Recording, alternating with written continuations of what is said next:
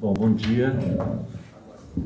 Queria agradecer a presença de vocês a esta quinta palestra do ciclo de palestras Machado de Assis, leituras e pesquisas atuais. E hoje a gente tem como convidada a professora Silvia Maria Azevedo, a quem eu agradeço também a presença. Enfim, ela sempre colabora aqui conosco, enfim, uma amiga do nosso programa de literatura brasileira, da área de brasileira.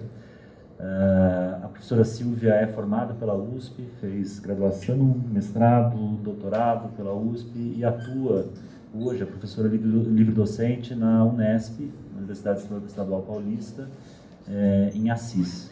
Ela tem um vasto trabalho do século XIX brasileiro, com periódicos do século XIX, e tem um trabalho pioneiro, né, que ela fez no final dos anos 80, né, publicou em 90, defendeu em 90 uma tese sobre o Machado no Jornal das Famílias, né, que é um jornal onde ele publicou boa parte, ou grande parte dos seus contos dos anos 60 e 70.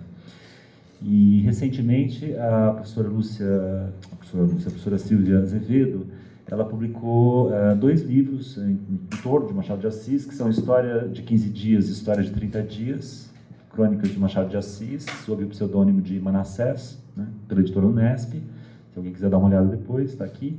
E esse volume muito útil da crítica literária e textos diversos do Machado de Assis. Tem uma reunião dos textos críticos do Machado, né, publicado pela Unesp este ano, ano passado, né, 2013. Enfim, uma fonte excelente de estudos aí, organizada, né, numa única edição. Então, eu queria agradecer mais uma vez a professora Silvia e para quem eu passo a palavra para fazer a sua palestra. Bom dia a todos, a todas. É com muita satisfação que eu estou aqui participando desse ciclo machadiano e quero de antemão agradecer ao Hélio, Silaine, meus colegas e amigos, com quem eu tenho desenvolvido palestras. Nós temos conversado muito particularmente sobre Machado de Assis, do século XIX. Então, é com muita satisfação que eu estou aqui para o encerramento, não é, deste ciclo machadiano, que já soube que foi realmente um sucesso.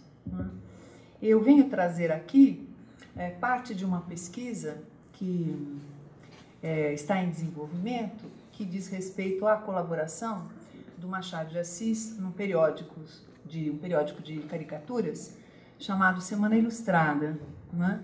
É um periódico que circulou no Rio de Janeiro de 1860 a 1876 e onde Machado teria colaborado numa das sessões chamada Badaladas, que circulou no interior desse periódico. E numa dessas crônicas, trata-se de crônicas, eu vou abordar um aspecto da atuação do Machado de Assis como crítico literário, né? Mas num tipo de crítica que o Raimundo Magalhães Júnior, que é um dos biógrafos de Machado de Assis, chamou de críticas avessas, né? Críticas avessas porque significava elogiar aquilo que era muito ruim, né? Então eu vou desenvolver, eu escrevi um texto, né? Espero que não seja muito cansativo para vocês, não é? E sobre essa questão de Machado de Assis e a críticas avessas, tá ok? Então, começo assim. Ao chegar ao Rio de Janeiro, em 12 de fevereiro de 1868, munido de uma carta de apresentação de Joaquim Fernandes da Cunha, Castro Alves vai visitar José de Alencar na Tijuca e aproveita a ocasião para ler o drama Gonzaga ou A Revolução de Minas e declamar alguns poemas de sua autoria. Impressionado com o talento do poeta baiano, Alencar escreve a Machado de Assis, em carta datada de 18 de fevereiro de 1868 e publicada 4 dias depois no Correio Mercantil. Né? Desculpe a inflexão. Escreve em carta publicada e tal. Ao pedido para que o amigo, qual, entre aspas, Virgílio ao jovem Dante, fecha, introduza Castro Alves na sociedade literária fluminense, a carta de José de Alencar agrega o sentido da consagração pública ao chamar Machado de Assis de, entre aspas, o primeiro crítico brasileiro. Então, Alencar. Para Virgílio, do jovem Dante, nesse ínvio caminho da vida literária, lembrei-me do senhor. Nenhum tem os mesmos títulos. Para apresentar ao público fluminense o poeta baiano, é necessário não só ter foro de cidade na imprensa da corte, como haver nascido neste belo vale do Guanabara que ainda espera seu cantor. Seu título maior, porém, é outro. O senhor foi o único de nossos modernos escritores que se dedicou à cultura dessa difícil ciência que se chama a crítica. Uma porção do talento que recebeu da natureza, em vez de aproveitá-lo em criações próprias, não duvidou aplicá-lo a formar o gosto e desenvolver a literatura pátria. Do senhor, pois, o primeiro crítico brasileiro, confio a brilhante vocação literária que se revelou com tanto vigor. Fecha aspas. Em resposta, em outra carta aberta, de 1º de março de 1868, publicada também no Correio Mercantil, Machado de Assis agradece as palavras de Alencar, sem deixar de reconhecê-lo no papel de chefe da literatura brasileira. Machado. A tarefa da crítica precisa destes parabéns. É tão árdua de praticar, já pelos estudos que exige, já pelas lutas que impõe, que a palavra eloquente de um chefe é muitas vezes necessária para reavivar as forças exaustas e reerguer o ânimo abatido. Mais à frente, Machado expõe o motivo que o levou à prática da crítica literária, bem como o fracasso da empreitada, em vista de a crítica, em sua opinião, não estar ainda consolidada no Brasil e da falta de imparcialidade nos julgamentos. Machado, mais uma vez. Confesso francamente que, encetando os meus ensaios de crítica, fui movido pela ideia de contribuir com alguma coisa, né, atualizando, para a reforma do gosto que ia se perdendo e efetivamente se perdeu. Meus limitadíssimos esforços não podiam impedir o tremendo desastre. Compreende, Vossa Excelência, que onde a crítica não é instituição formada e assentada, a análise literária tem de lutar contra esse entranhado amor paternal que faz dos nossos filhos as mais belas crianças do mundo. Não raro se originam ódios onde era natural travarem-se afetos. Desfiguram-se os intentos da crítica, atribui-se à inveja o que vem da imparcialidade, chama-se antipatia o que é consciência.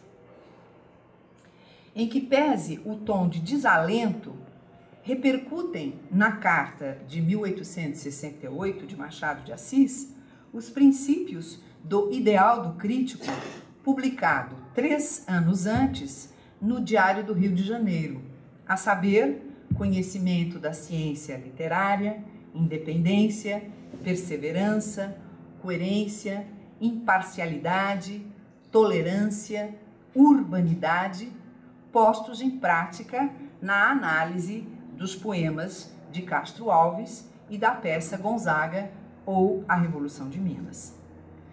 Ao mesmo tempo em que é possível identificar no ideal do crítico as linhas mestras de sua atuação na crítica literária, a exemplo da seção Semana Literária do Rio de Janeiro, assinada por Machado de Assis, o texto de 1865 se presta também à leitura pelo avesso, na medida em que os postulados aí propostos configuram a prática da crítica na época, em relação à qual Machado irá se opor. Pouco depois da intervenção de José de Alencar em favor de Castro Alves, Faustino Xavier de Novaes resolveu fazer o mesmo em relação a José Pereira da Silva, autor do poema Riachuelo.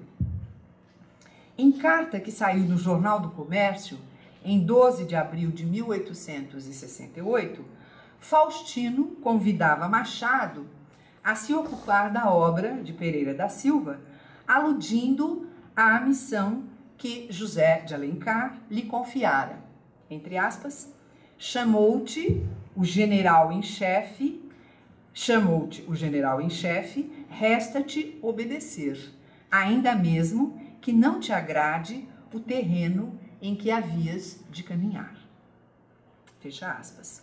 E frisa também que essa distinção provocara ciúmes no meio literário, por parte dos que acreditavam ter Alencar exagerado nos méritos de Machado. Mais adiante, Faustino comentava que o despeito chegara a explodir nas colunas da imprensa, citando passagens de um artigo contra Machado de Assis que saíram num dos jornais da corte. Então, Faustino transcreve o segmento que eu vou ler para vocês. Se aquele que não tem conhecimento das línguas para estudar e analisar clássicos, que tem apenas habilidade de ler e escrever folhetins, mereceu foros de cidade no jornalismo e o título pomposo de primeiro crítico brasileiro, não tenho medo de errar, etc. Faustino Xavier de Novaes não informa, porém, o nome do jornal, nem o do autor que teria desferido projéteis rasteiros contra Machado de Assis. Sabe-se, no entanto, que naquele mesmo ano saía pela Tipografia Progresso uma publicação anônima intitulada Literatura Pantagruélica, os Abstruzes no Ovo e no Espaço, entre parênteses, uma ninhada de poetas. Folheto de 32 páginas, contendo paródias das cartas abertas de Faustino, Alencar e Machado. A obra foi logo atribuída a Joaquim Manuel de Macedo por conta de um texto que saiu em O Mosquito, que é um periódico de caricaturas, né, em 28 de novembro de 1869, em que se dizia que Alencar não teria perdoado o autor de A Moreninha por ter parodiado a carta que escrevera Machado de Assis, apresentando-lhe Castro Alves. Quanto à possível atribuição a Macedo dos tais projéteis rasteiros, há que se lembrar que o escritor teve o romance O Culto do Dever, publicado em 1865, no calor da Guerra do Paraguai, avaliado como mau livro, não é, por Machado numa das semanas literárias, exatamente a de 16 de janeiro de 1866.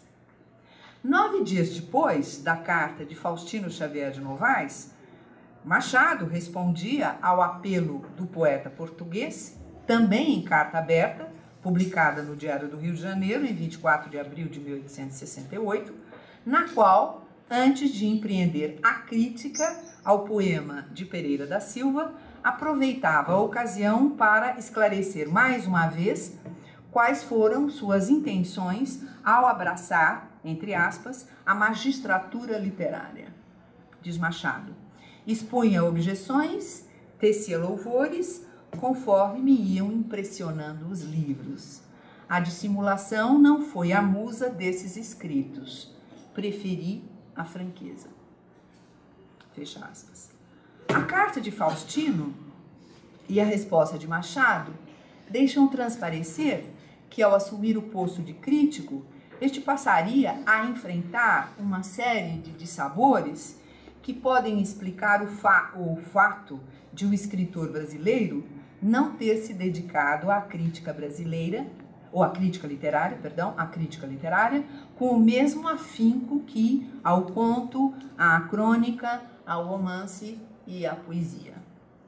Na contramão dessa justificativa, dessa interpretação, que já se tornou lugar comum entre os estudiosos da obra machadiana, é possível dizer que, na verdade, o exercício da crítica nunca foi abandonado, apenas mudou de formato e de lugar, migrando das seções mais propriamente literárias para o território da crônica, onde teve início a trajetória de Machado como crítico literário.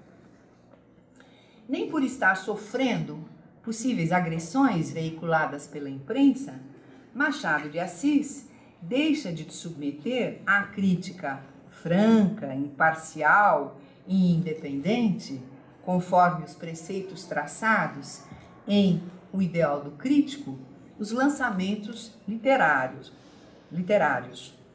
Por vezes, o método de análise variava e, em vez do julgamento direto, Machado fazia uso da ironia, conforme a série de artigos publicados na revista de caricaturas Semana Ilustrada, que Raimundo Magalhães Júnior vai chamar de crítica às avessas, e que, palavras do Raimundo Magalhães, que consistia em louvar exageradamente o que era ruim ou péssimo. Fecha aspas. Mas sempre, acrescenta o biógrafo, com a transcrição de excertos que permitissem ao leitor formar o seu próprio juízo e, portanto, compreender que as tiradas elogiosas não passavam de enormes gozações nos infelizes escrivinhadores de tais monstruosidades literárias. Fecha aspas.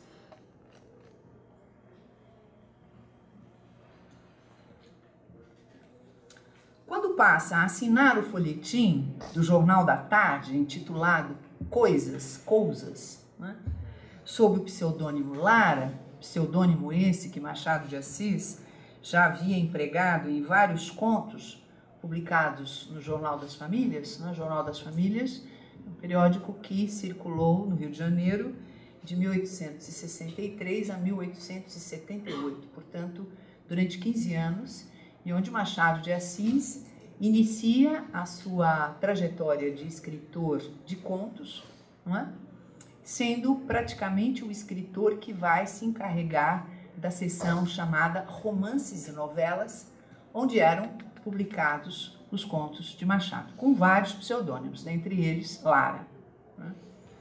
Então, quando passa a assinar essa seção, Coisas, sob o pseudônimo Lara, no Jornal da Tarde, Machado de Assis vai se ocupar, em 20 de dezembro de 1869, da obra Angelina ou Dois Acasos Infelizes, de José Joaquim Pereira de Azurara.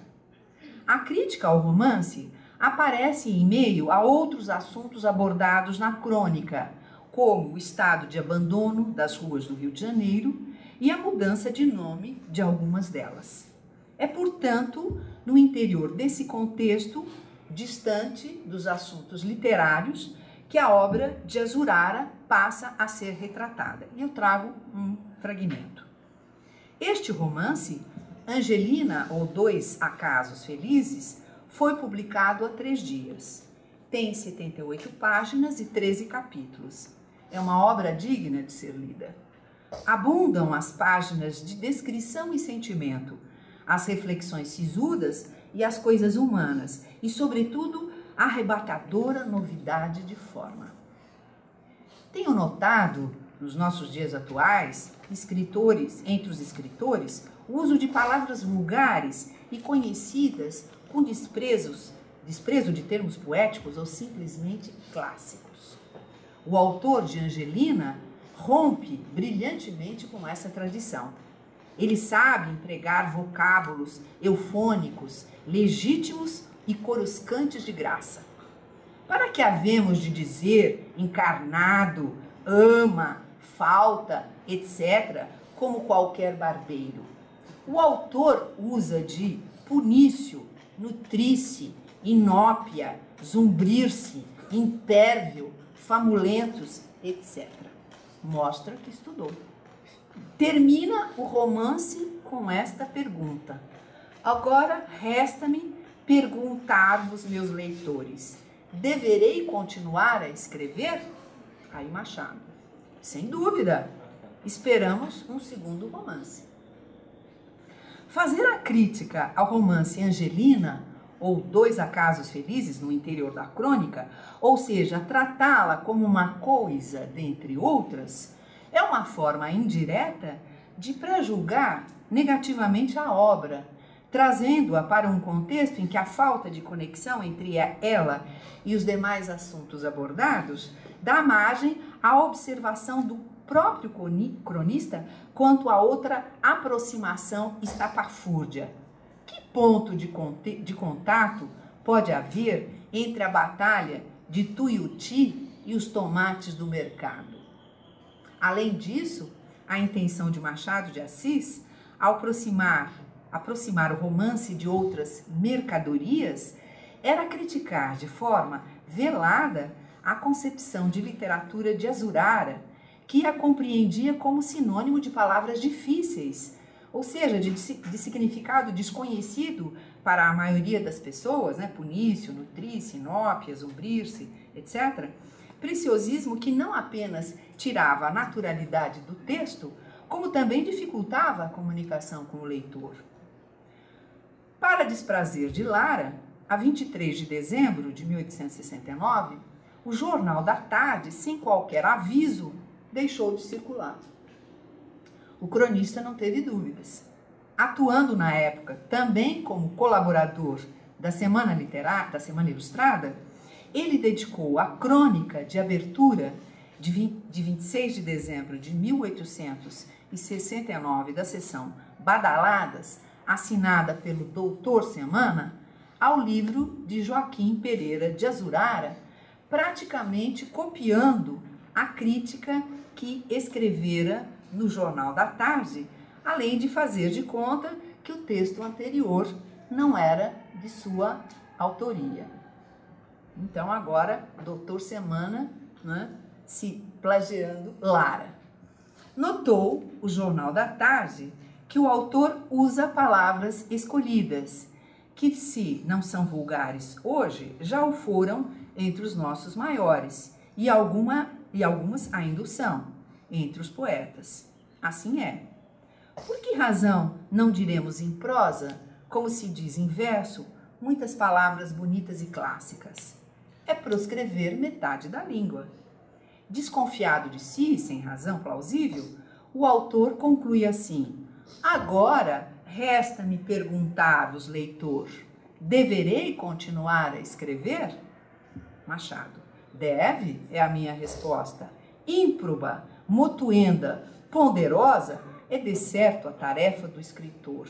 Mas o odiar das musas só o logra quem lhe sabe o preço. Mostranças de talento não valem nada quando não escudam méritos encrassantes.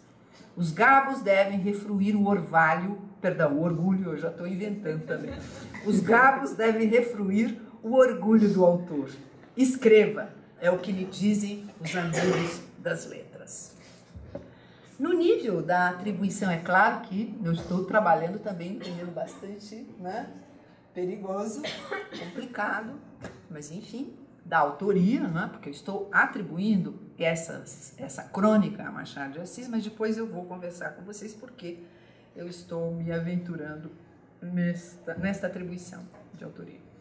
Então, no nível da atribuição de autoria, a repetição da pergunta de Azurara, dirigida ao leitor, quanto ao futuro do escritor, depois da mostrança de seu talento com Angelina ou Dois Acasos Felizes, leva à conclusão de que tanto a crônica Coisa, do Jornal da Tarde, quanto as badaladas da Semana Ilustrada são do mesmo autor, ou seja, Machado de Assis. Em prosseguimento ao trabalho analítico, a repetição da pergunta, agora acompanhada do grifo, o itálico, denuncia a operação de apropriação do texto do outro, que, trazido para a crônica do Doutor Semana, vem acompanhado da sugestão de nova entoação na leitura numa nova leitura, na proposta, portanto, de uma nova leitura, né? A simulação irônica implicou ainda em incorporar os termos literários, entre aspas, claro, empregados por Azurara, de modo a criar um segundo discurso que mimetiza o caráter incompreensível do primeiro por conta do uso indevido das palavras, tal como acontecia no romance. Há que se acrescentar que, ao acomodar a crítica ao livro Angelina ou Dois Acasos Felizes no interior da crônica Badaladas, Machado de Assis, ou antes Doutor Semana, não é? Imagino uma outra figura, uma outra representação autoral, continua a empregar o método de misturar as coisas, que resulta no rebaixamento da obra de Azurara, tendo em vista o contexto para o qual é trazida. Nesse sentido, a trajetória percorrida pela obra, deslocada do livro para a crônica, onde é acomodada na forma da citação, e sendo essa crônica veiculada numa revista de caricaturas, como é o caso da Semana Ilustrada, esses são aspectos a denunciar, como se verá mais à frente, a intenção irônica que perpassa a crítica de Machado de Assis, como acontece na citação em caixa alta dos termos literários, sempre em aspas, empregados por Azurara ao longo do romance. Mas eu tenho pressa em dar, é Machado falando, claro, mas eu tenho pressa em dar uma amostra do estilo do romance, que é bem trabalhado, como aconselham Boileau, Horácio e o senso comum. Aí citando, não é, o Azurara. Talvez me consideraríeis contraditório, leitores, por dizer eu que a protagonista deste romance, não tendo ânimo de criar seu filho, teve-o de sair a deshoras, caminhando por impérvio, que aparece em caixa alta no texto do Machado, por impérvio e inabitado caminho para enjeitá-lo. Eu me defendo desta aparente contradição, defendendo-o também, dizendo-vos que, assim como ela, em caixa alta, zumbriu-se ao desânimo de criar seu filho, dizendo-vos que zumbriu-se ao desânimo de criar seu filho, mesmo a inópia também em caixa alta de recursos, assim também caminhou a deshoras por quase impérvio e inabitado caminho, por zumbrir-se ao medo, ao terror daquele que, devendo livrá-lo de peripécias, fazia-lhe sofrer. Isso daqui é Azurara, não é? Transcrito dentro da crônica de Machado, Doutor Semana. A operação de extrair o fragmento do romance e inseri-lo no espaço das badaladas implica em alterar a organização original do texto, pois que no interior da crônica a citação passa a integrar novo conjunto, a solicitar do leitor uma nova leitura, a leitura em chave de ironia, conforme já foi observado. Sob a orientação do crítico cronista Doutor Semana, algumas pistas são dirigidas ao leitor, como na citação grifada dos termos mais adequados ou antes, não é? Impérvio, zumbrir-se, etc., né? Mais adequados ou antes, mais empregados, talvez, em práticas, discursos, práticas jurídicas, prédicas, discursos, práticas jurídicas, ou mesmo em outro contexto literário, mas trazidos para o folhetim de Azurara, apontam para a discrepância entre o uso convencional das palavras e o seu emprego no novo contexto, o que significa dizer que nas entrelinhas o autor desconhece a regra básica de todo escritor, ou seja, a adequação vocabular. Mas na camada aparente do texto, ou seja, no nível do enunciado, a crônica só tem elogios à obra de Azurara, de modo a criar a dupla enunciação constitutiva do discurso irônico, ou seja, a tensão entre o literal e o figurado, conforme é explicitado por Beth Bright, citando a Beth.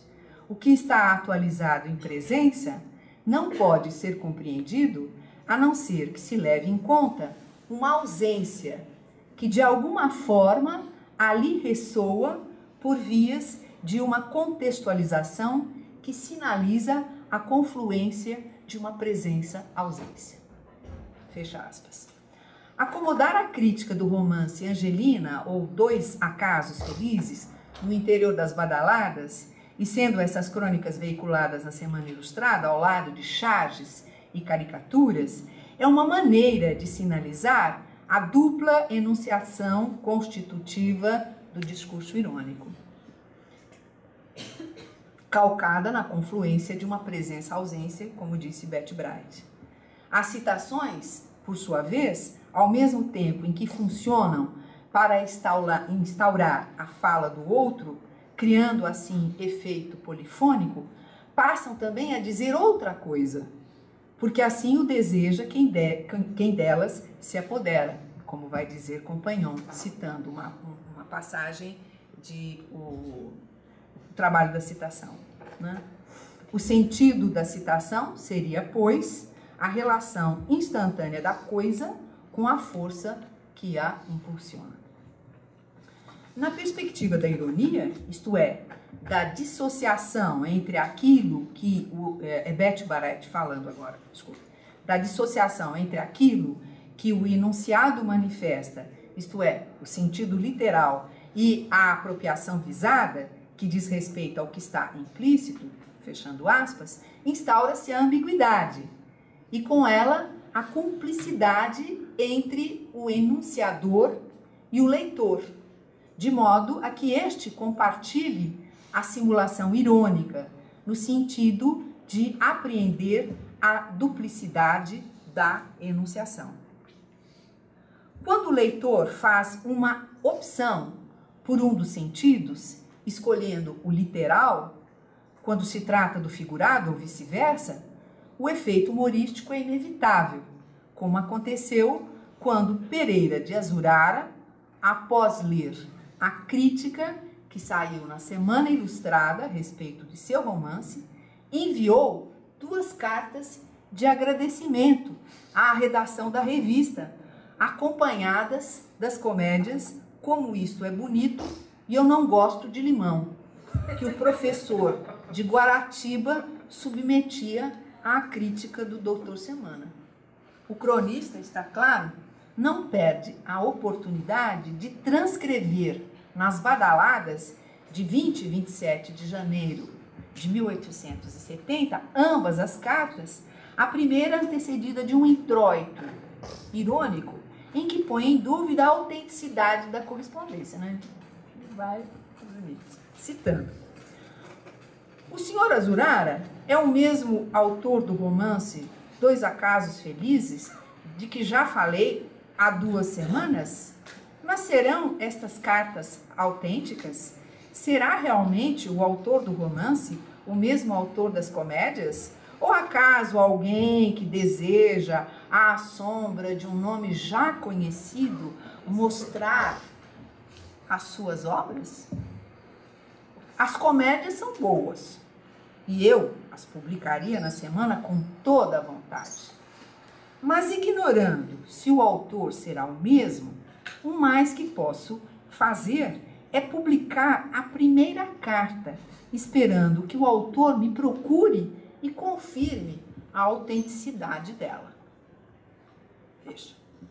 Levantar suspeita quanto à autoria das cartas, que, diga-se de passagem, vinham assinadas sob a alegação de que era de outro autor, para aproveitar a fama de Azurara, estaria usando do mesmo recurso de enviar suas cartas à redação da Semana Ilustrada, na esperança de que o doutor Semana, perdão, eu estou dando uma inflexão toda errada aqui no meu próprio texto, levantar suspeita quanto à autoria das cartas, que, diga-se de passagem, vinham assinadas, sob a alegação de que outro autor, para aproveitar a fama de Azurara, estaria usando do mesmo recurso de enviar suas obras à redação da Semana Ilustrada, na esperança de que o doutor Semana delas se ocupasse, é um modo indireto de dizer que as comédias são até piores do que o romance.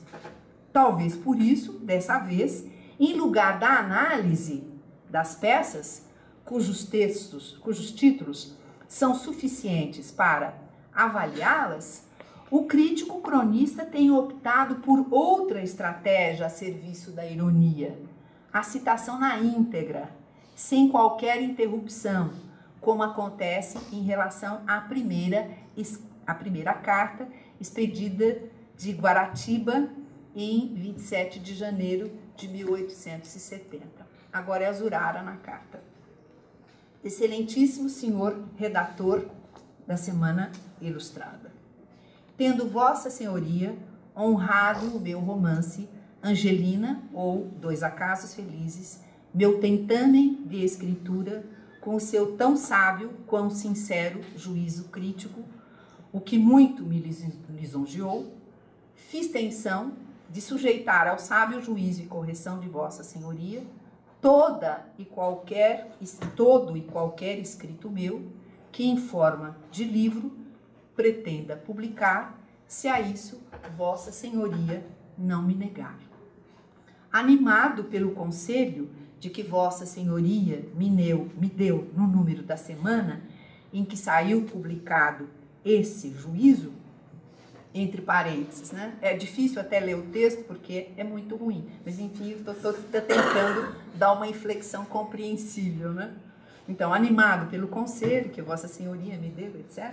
Então, ele põe entre parênteses: se Vossa Senhoria julgasse que o Coque tem deveras mais poesia e exprime-se melhor do que o meu romance diluía, não é assim? Então devo crer na opinião do folhetinista do Diário do Rio. Ele mostra que só aprecia aquilo que tem francês. Depois de ter lido meu romance, ele estabelece o seguinte silogismo: tudo que não tem algo de francês não tem beleza de expressão. Ora, o romance de Azurara não tem algo de francês, ele põe galicismos. Logo, o romance do Azurara não tem poesia nem expressão. Aí ele coloca: estou no propósito de continuar a escrever, estudando para escrever melhor. Não é? Como vocês veem, não é? O texto é claudicante, né? Para dizer o mínimo. Acabo de escrever a última de uma comédia minha, a que dei o nome Como Isto é Bonito. E para ser coerente com o que disse, ou com o que tenciono, peço a Vossa Senhoria que, com a franqueza que o distingue, me dê o seu juízo sobre ela, para eu conhecer se devo ou não publicá-la. Ceder espaço à voz do autor, aliás, já citada em crônicas anteriores, na pergunta que Azurara dirigida ao leitor: agora resta-me perguntar aos leitores, deverei continuar a escrever? Não é? Ceder espaço à voz do autor faz parte do pacto de cumplicidade que se estabelece entre o enunciador e o leitor, no sentido de criar a possibilidade de outra maneira de entender a mensagem.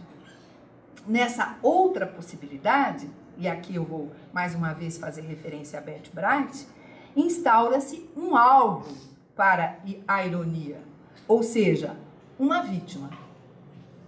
Enquanto alguns leitores das badaladas talvez tenham captado a simulação do jogo irônico na crítica do Dr. Semana ao romance de Azurara, a vítima, deu mostras de ter lido o sentido literal da crítica. Tanto que, na carta de agradecimento, tendo em vista o incentivo, não é, do crítico cronista, não é, nessa carta ela vem acompanhada da comédia Como Isto é Bonito. A carta de 20 de fevereiro de 1870 deixa claro também que Azurara, além de não conseguir captar o sentido implícito do texto irônico, a ausência que ressoa no nível do enunciado, não aceita também que lhe digam, em linguagem direta, que sua obra não tem qualquer valor. Como fez o cronista Luiz Guimarães Júnior, no rodapé Por Paus e por Pedras, no Diário do Rio de Janeiro, de 1º de janeiro de 1870, quando, em comentário à moda de as mulheres trazerem os cabelos presos num coque, estabelece comparação entre o penteado feminino e o romance Angelina. Então, é o Luiz Guimarães falando. O coque tem mais poesia e exprime-se melhor que o romance do Senhor Azurara. Aí é que nós vamos entender por que, não é, daquele parêntese, se Vossa Senhoria julgasse que o coque tem deveras mais poesia, etc. Não é? Então, esse coque que aparece, que a gente não entende de onde surgiu, e se é coque, que tipo de coque, se é coque cabelo, que coque é esse, né? Me deu um pouco de trabalho para saber que coque. Aí tive que fazer uma pesquisa, não é, em alguns periódicos, como é o caso do Diário, para encontrar lá, né? Então, a pergunta, por sua vez, só faz reforçar a incapacidade de Pereira de Azurara de apreender o sentido irônico da comparação, que já implica em rebaixamento da obra. Há que se dizer que no Diário, apenas Luiz Guimarães Júnior fez alusão à obra do professor de Guaratiba, que, aliás, já havia enviado um exemplar de Angelina à redação do jornal, no informe da seção Publicações, de 19 de dezembro de 1869. Além disso, a crítica do folhetinista resumiu-se à comparação entre o coque e o romance, com ganho para o coque. E tudo mais que Azurara acrescenta em tom de queixa, quanto ao fato de o cronista da Folha Carioca desmerecer o romance, por não ter algo de francês, ser fruto de sua imaginação. Não contente em expor Pereira de Azurara ao ridículo, na citação da carta de 20 de fevereiro, o doutor Semana tem esperança de que o caso possa ainda lhe render matéria para outra crônica. O plano foi inventar uma mentira, a simulação que se pretende passar por verdade. No caso, pôr em dúvida a autenticidade das cartas, com vista a explorar um engano irônico, isto é, o discurso, agora citando Beth, o discurso que se oferece para que o receptor o adivinhe ou perceba com engano. Com engano. Daí o convite para que Azurara procure o cronista na redação da Semana Ilustrada e confirme de viva voz se é de fato o autor das cartas, como também das peças anexadas. A visita, no entanto, acabou não acontecendo, como informa o doutor Semana nas badaladas de 27 de fevereiro de 1870, na qual transcreve a segunda carta de Azurara. Excelentíssimo senhor redator da Semana Ilustrada, talvez Vossa Senhoria me considere importuno por exigir que Vossa Senhoria leia os meus escritos.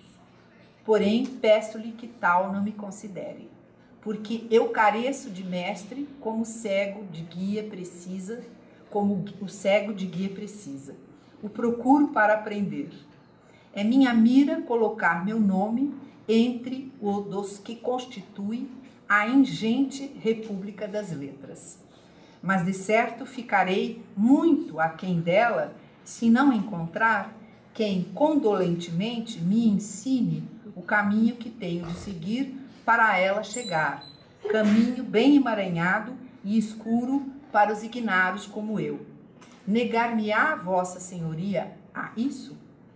Com razão, negar-me-á mesmo, é desse jeito que, né, que eu estou lendo aqui.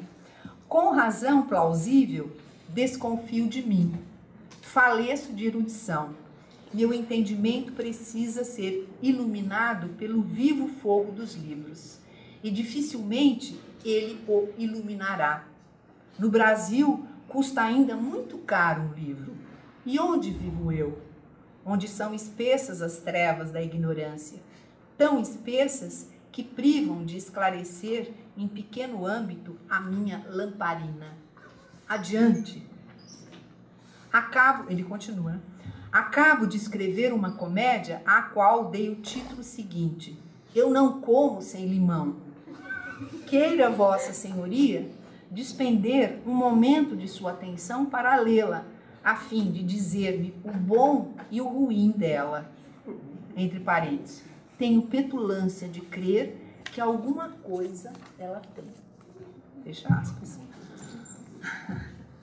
A citação não deixa dúvidas quanto ao efeito benéfico da crítica do Dr. Semana acerca do livro Angelina, ou Dois Acasos Felizes, pois que a partir de então, Azurara não parou mais de escrever.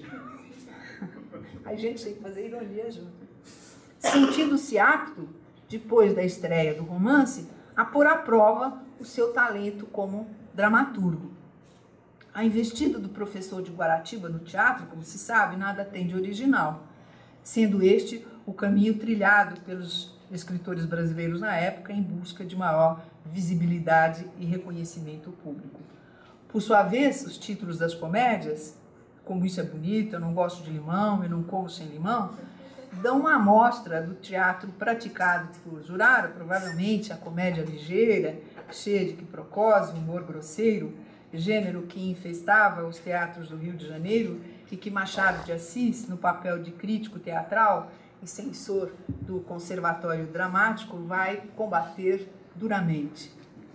No que se refere à simulação irônica, tão somente os títulos das peças chamam a atenção para aquilo que não está dito, uma concepção de teatro com a qual o enunciador não compartilha.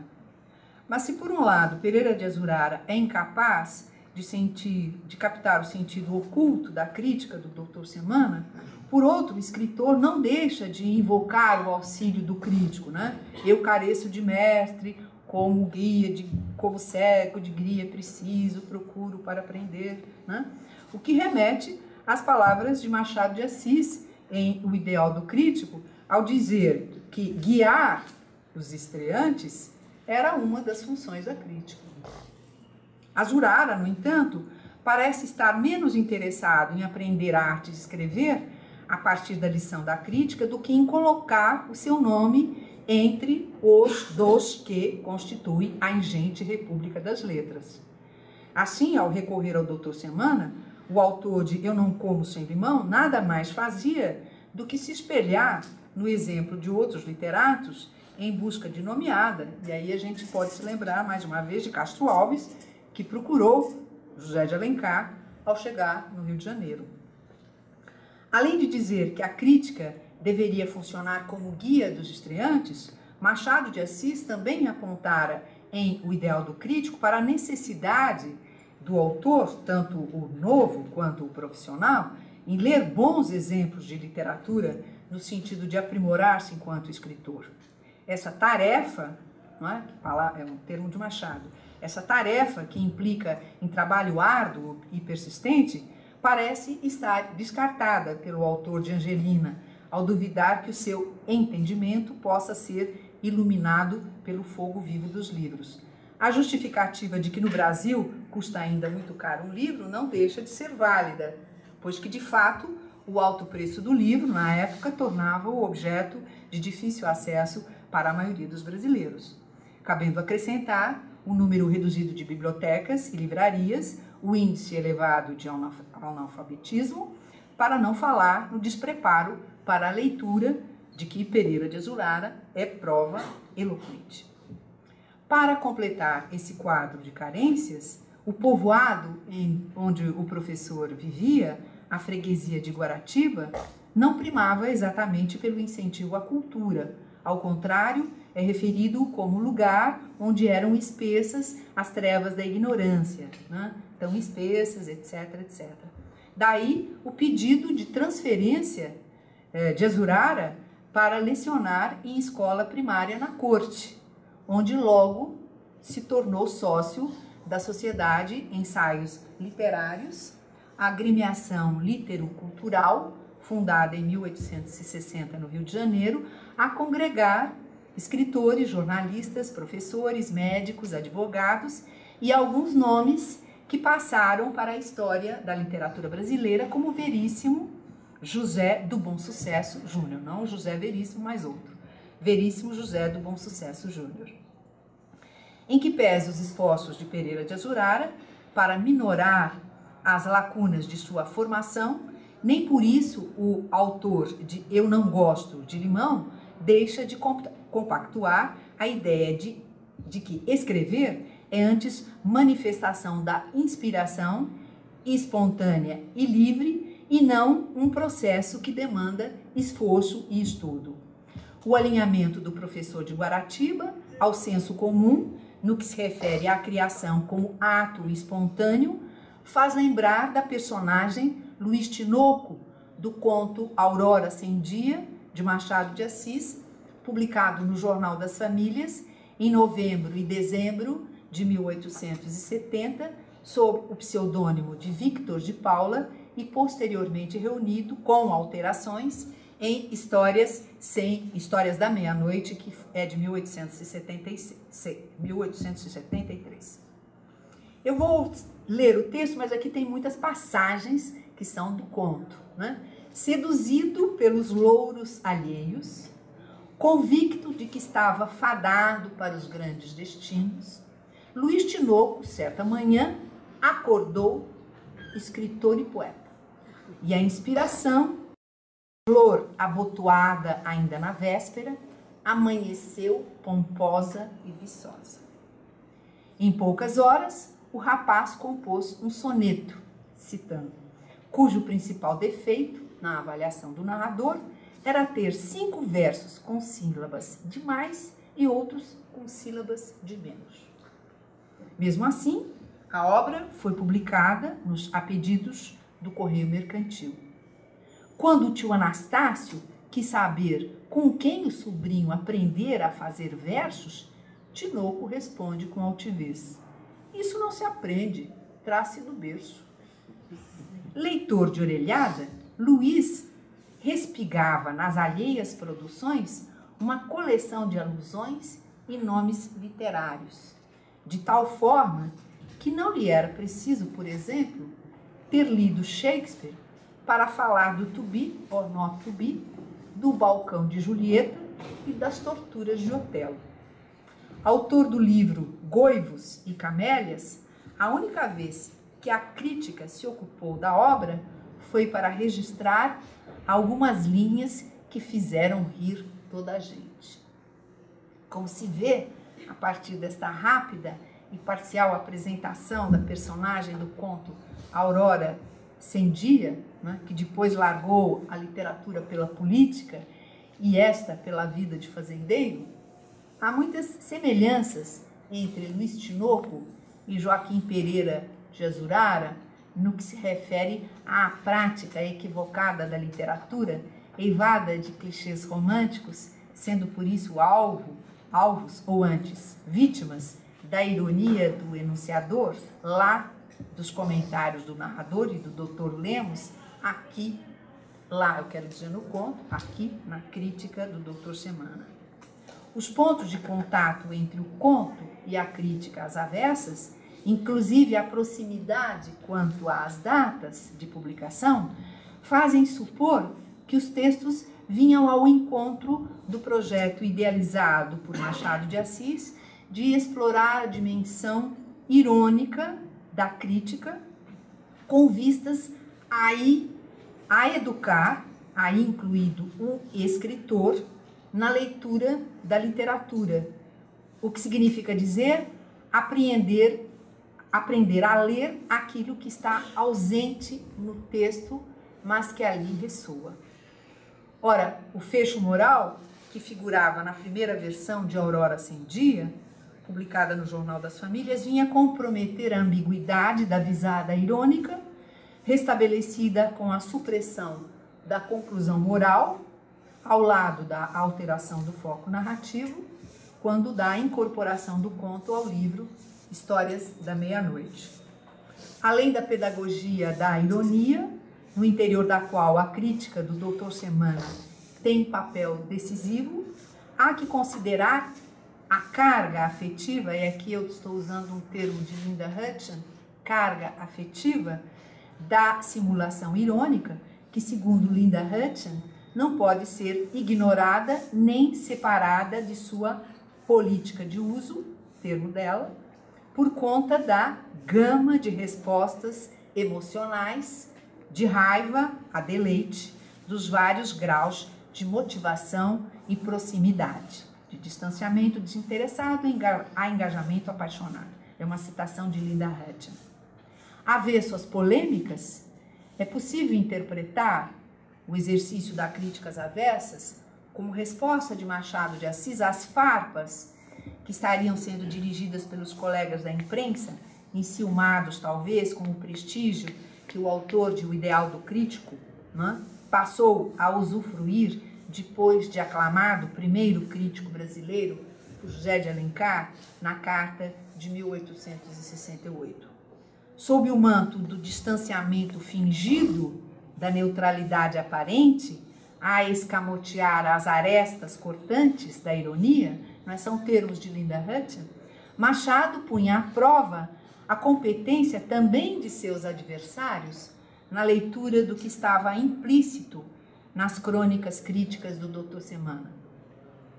Contra aqueles que duvidavam de sua capacidade enquanto crítico, Machado de Assis, com a crítica às avessas, estaria ensaiando um gênero novo, humorístico de fazer crítica, no qual se faziam representar, mais uma vez Linda Hutcheson, as polaridades afetivas e avaliativas da ironia, fecha aspas, no interior do qual, e na voz do Dr. Semana, já despontava aquele que seria o traço inconfundível da criação machadiana, o narrador não confiável. Muito obrigada.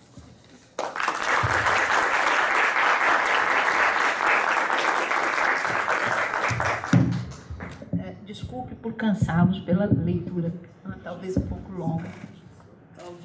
Bom, queria agradecer muito a professora Silvia Azevedo pela bela fala, né, que mostra um pouco aí, né, nos momentos iniciais do Machado, no final dos anos 60, procedimentos que que ele vai adotar obra fora, né, a questão da mimetização de discursos, né, dominantes, ele está mimetizando o discurso da crítica, né, produzindo uma ironia que funciona e não funciona, né, na verdade, porque o ironizado ali, enfim, de uma certa maneira não percebe a ironia contida no texto, né, mas essa apropriação direta, né,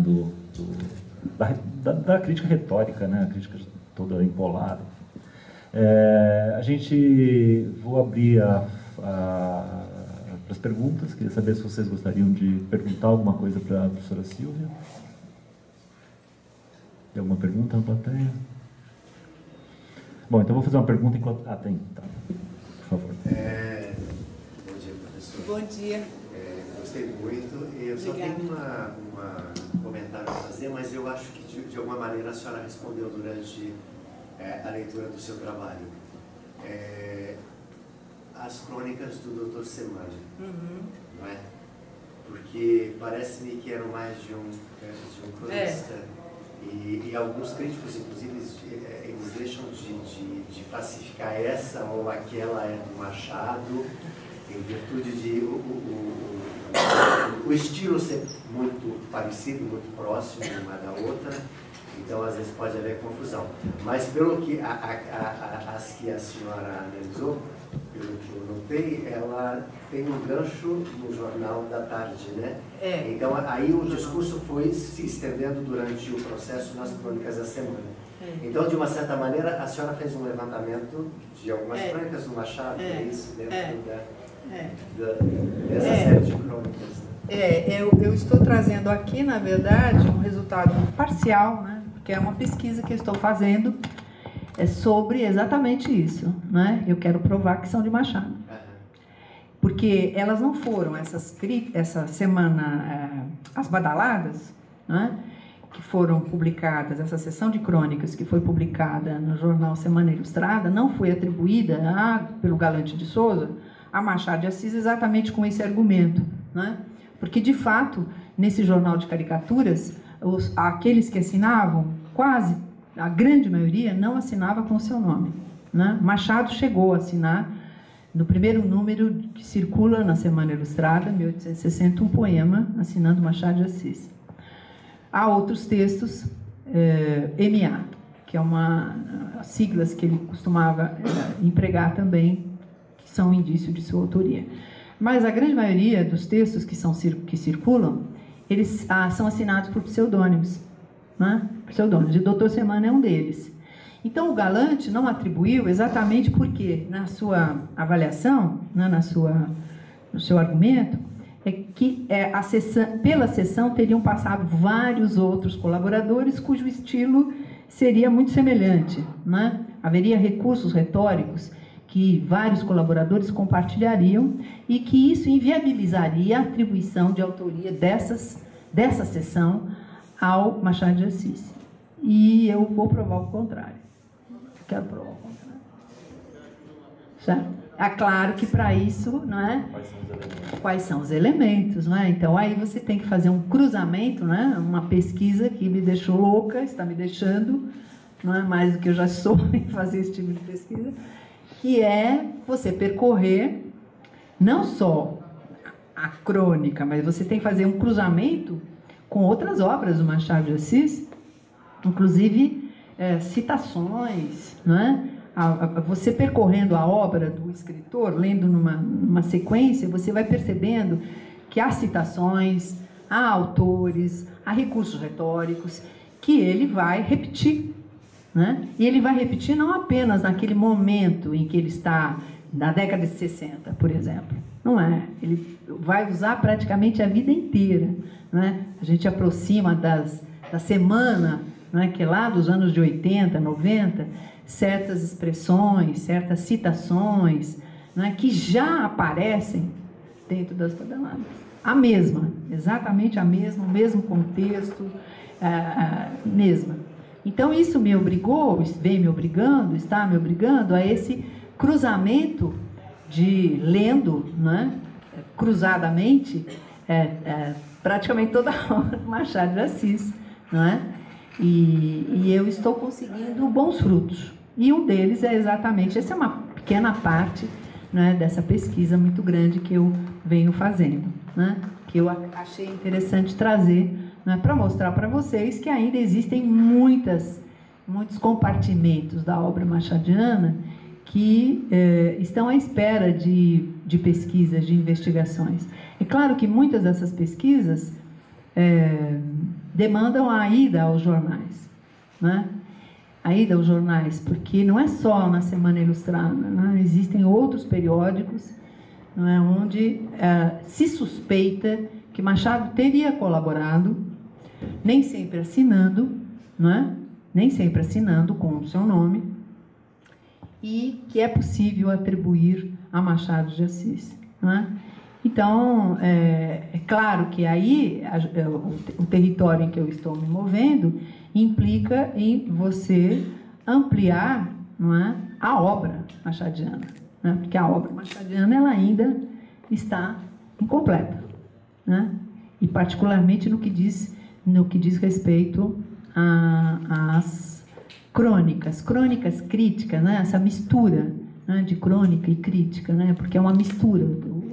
A crônica começa, né, como um gênero misturado, podia se falar de muita coisa no interior dela, um território livre, né? Aí já se falou que é um território das experiências, né? Laboratório, a Sônia Braina, né? Laboratório das experiências literárias, o Machado de Assis já virou até um clichê, né? Essa interpretação.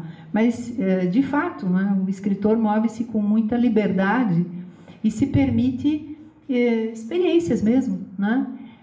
Não esquecer que nós estamos aqui com Machado no período que é chamado período de formação, né? São os anos de formação do Machado, dos anos 60, 70, né? que mereceu, inclusive, a biografia do Massá, né?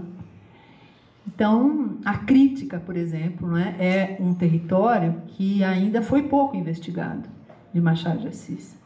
Eu acho que permite trabalhos muito interessantes, né? Então ainda está à espera, eu acho, a crítica né? E quando o trabalho a que o Hélio fez referência, ele procura acompanhar exatamente essa trajetória de Machado crítico desde os anos 50 até 1904, né?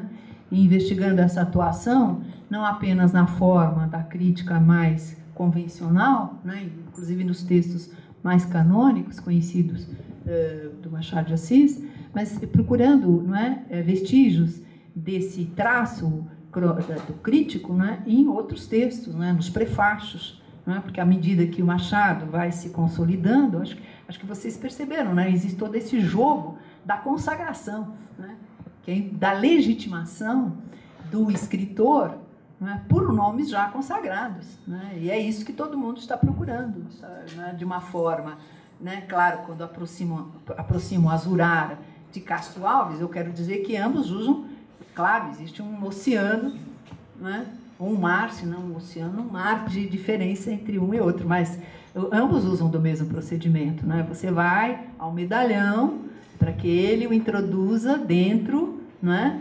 do campo literário, não é? Onde ali você tem que ir falar com as pessoas certas, apresentar a sua obra para uma situação em que ela ganhe repercussão, não é? E a imprensa, né, particularmente a imprensa, é o grande canal de consolidação desses nomes, não é? E de consolidação da literatura, porque ela começa não é? Esquecer que o Alencar começa escrevendo seu primeiro romance, né, na forma de folhetim, e depois, né, tem grande sucesso, não é? Então é o jornal que está fazendo, é a imprensa, na verdade, que está cumprindo este papel, né? E a crítica, ela basicamente é veiculada, não é? Na imprensa. E acho interessante chamar a atenção para a carta aberta, né? Para essa mistura, né? O que mostra, né? A mistura da crítica no interior da carta, né? Esse melê, né?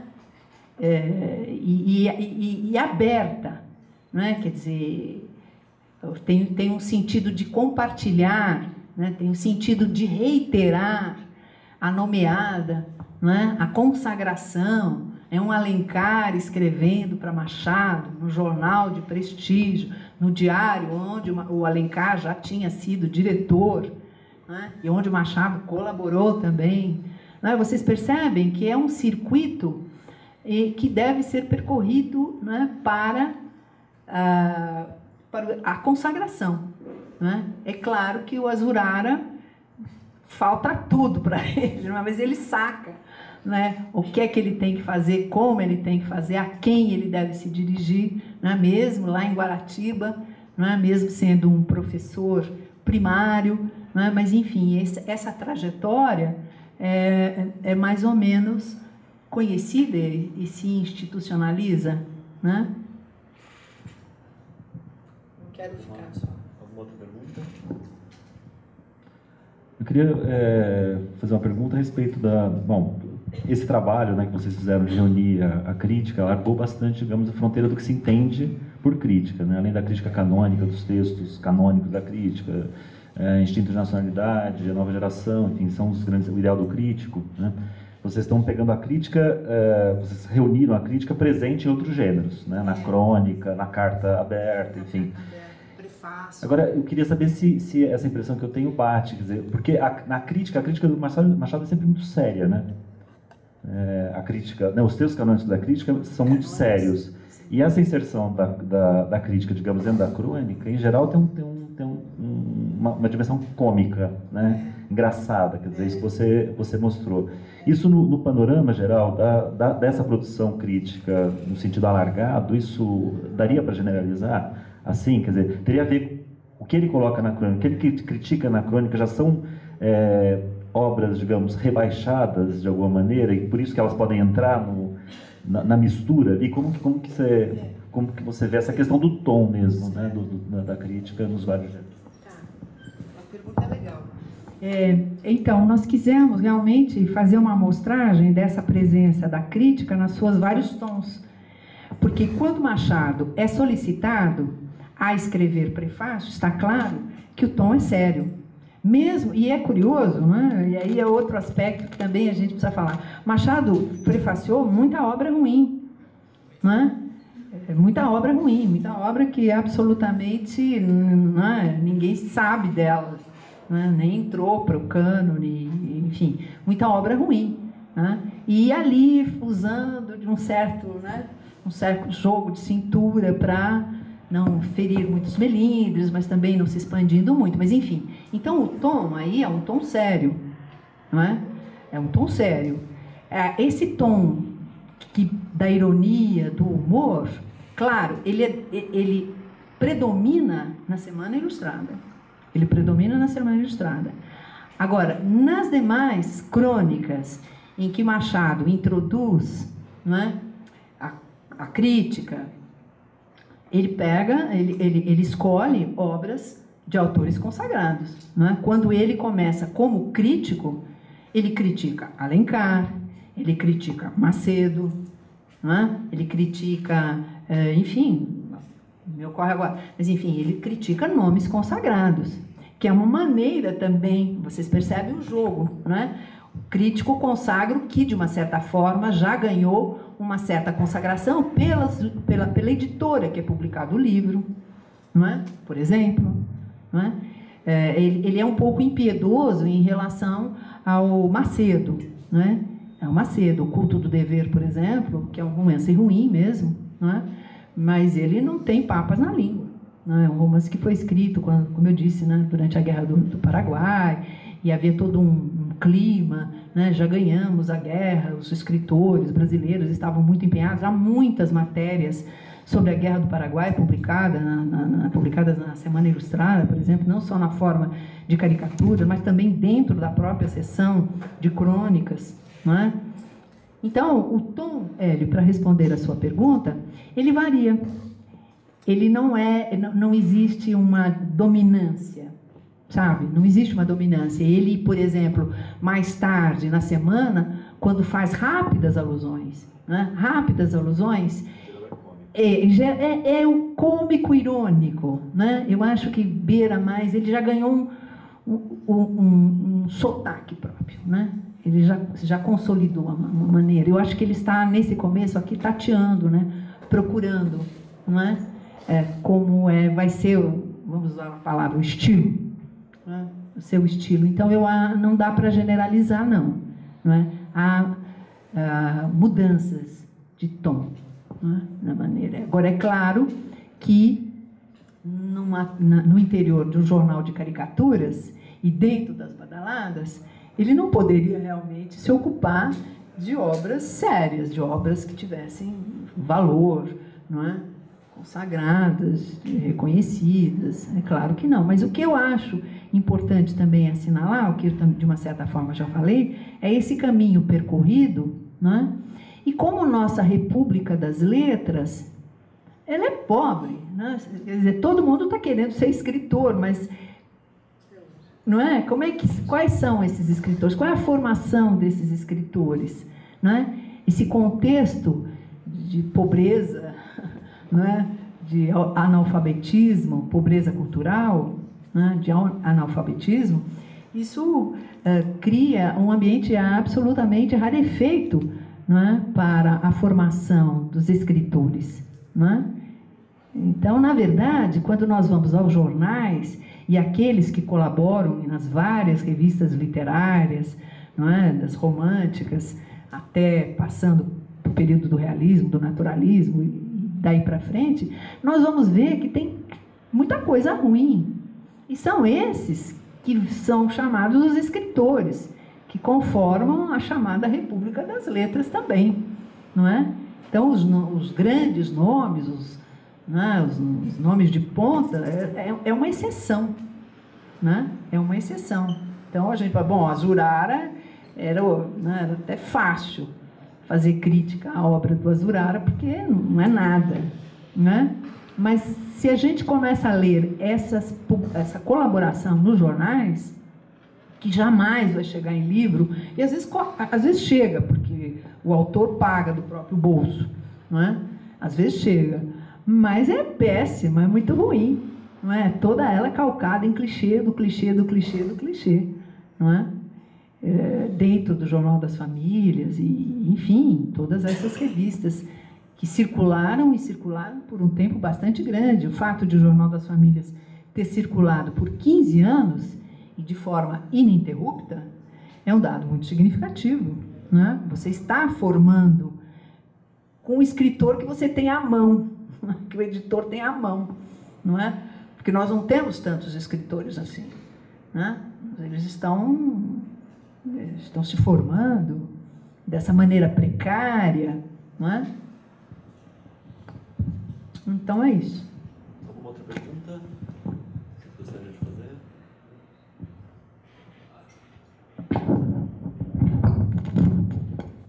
Eu só queria perguntar para vocês, você já tinha ouvido falar de algum desses periódicos a que eu fiz referência?